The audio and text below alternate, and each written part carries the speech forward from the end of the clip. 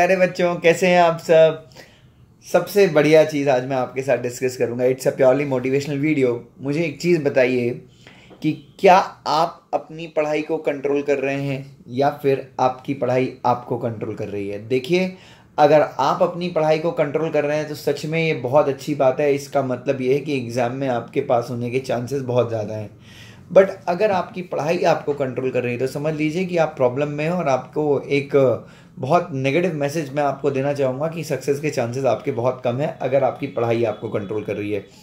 अब सर, ये कैसे पता चलेगा। और सर, ये आप बोल क्या रहे हैं। हमको काफ़ी डिफिकल्ट टॉपिक चुना है सर आपने इस बार कि कौन किसको कंट्रोल कर रहा है। हमको तो समझ में नहीं आ रहा। हम अपने वैसे ही लॉ के सेक्शन से परेशान हैं। कोई दिक्कत नहीं है, तो चलिए देखते हैं। बच्चों ध्यान देखिए, मैं अपनी पढ़ाई को कंट्रोल कर रहा हूँ, इसका मतलब क्या है। इसका मतलब ये है कि मैं डिसाइड करता हूँ कि मुझे पढ़ाई कब करनी है। मैं अपने हिसाब से पढ़ाई करता हूँ। मुझे कोई डर नहीं है, मुझे कोई प्रेशर नहीं है।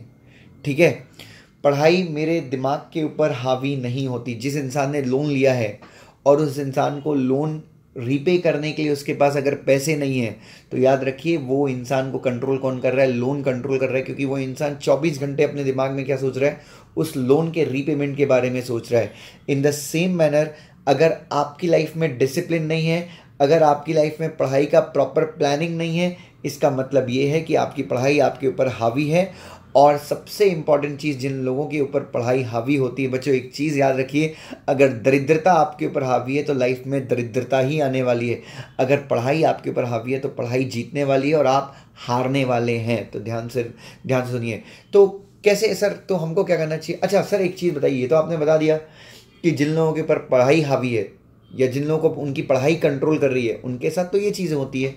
बट जो लोग अपनी पढ़ाई को कंट्रोल करते हैं उनके साथ क्या होता है, मैं आपको बताता हूँ। जैसे मेरा क्या होता था बच्चों, एक अच्छी सी टेक्निक भी मैं आपको यहाँ पे देने का प्रयास करूँगा। आपको क्या करने का बच्चों, जैसे कि आज का दिन है, आज शाम हो गई, आज रात हो गई, तो अब आपको क्या करने का है, आज रात को ही प्लान करने का है। क्या प्लान करने का है, कल का दिन मैं कैसे यूज़ करने वाला हूँ। बच्चों एक चीज़ याद रखिए, कल मैंने एक इंटरव्यू भी लिया था किंजल का, अगर आपको याद हो, और अगर आपने नहीं सुना है तो प्लीज़ आप वो इंटरव्यू सुनिए। जब जैसे मेरा आज का ये जो दिन है, कई लोग ऐसे पूरे वीक के लिए प्लान करते हैं, कई लोग नेक्स्ट डे के लिए प्लान करते हैं। तो आज का दिन जब ख़त्म होने वाला है, मतलब रात को 9, साढ़े 9, 10 बजे जब मैं सोने वाला हूँ, तो सोने के पहले ही मुझे क्या करना है, मुझे कल का पूरे स्टडीज़ का, कल दिन भर मैं क्या पढ़ने वाला हूँ। जो लोग कोचिंग क्लास जाते हैं उनके लिए भी कोई दिक्कत नहीं है।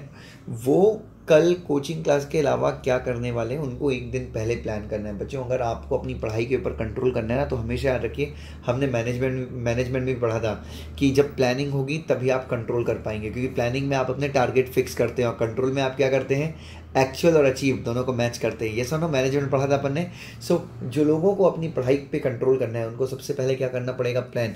तो आज आपने क्या करना है, आज रात को प्लान करना है सोते टाइम।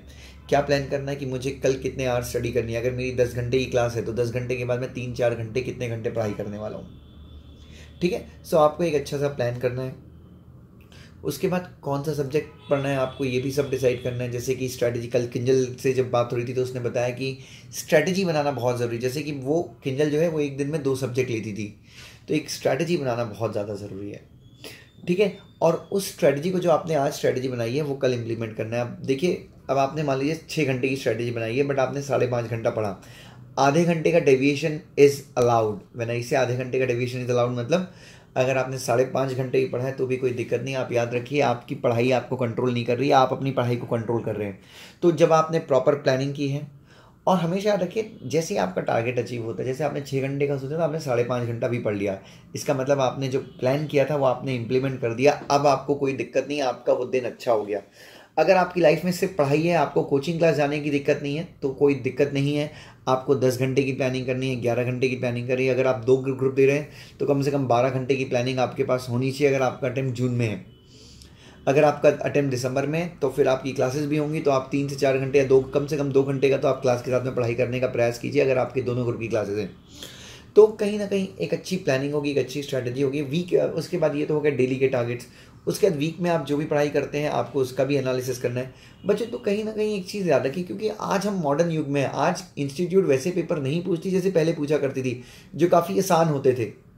आज हमको हर एक चीज़ क्या करनी पड़ेगी, प्रॉपर प्लानिंग करके करनी पड़ेगी। बच्चों नॉर्मल सी चीज़ देखिए, टीवी सीरियल में या फिर जो पहले के सीरियल्स आते थे, जो पहले की मूवीज़ होती थी, उसमें कोई भी सीन कहीं से भी आ जाता था, कोई म्यूज़िक नहीं होती थी, कोई कुछ भी नहीं होता। लेकिन आज चूँकि मार्केट माहौल चेंज हो गया है, हर एक चीज़ प्लानिंग के साथ होती है। तो अगर आपको अपनी पढ़ाई, देखिए ध्यान से, अगर आप अपनी पढ़ाई को कंट्रोल करेंगे तो आपके सक्सेस के चांसेस हमेशा ज़्यादा है। सो एक छोटा सा स्टेप लेना है कि मैं कल क्या पढ़ने वाला हूँ, उसकी डिटेल, उसकी जानकारी, उसकी प्लानिंग, उसकी स्ट्रैटेजी मुझे क्या करनी है, आज ही बनानी है, और बस वो अचीव करना है। बस इतना अगर आपने कर लिया तो इसका, और फिर आपके डेली टारगेट्स अचीव होते गए तो मेरे हिसाब से मुझे बताने की ज़रूरत नहीं पड़ेगी, आप माहिर हो जाएंगे इस चीज़ में। सो डेली टारगेट सेट कीजिए। आपको अपनी पढ़ाई को कंट्रोल करना है, ना कि आपकी पढ़ाई आपको कंट्रोल करे। ये ध्यान में रखना है। Love you so much.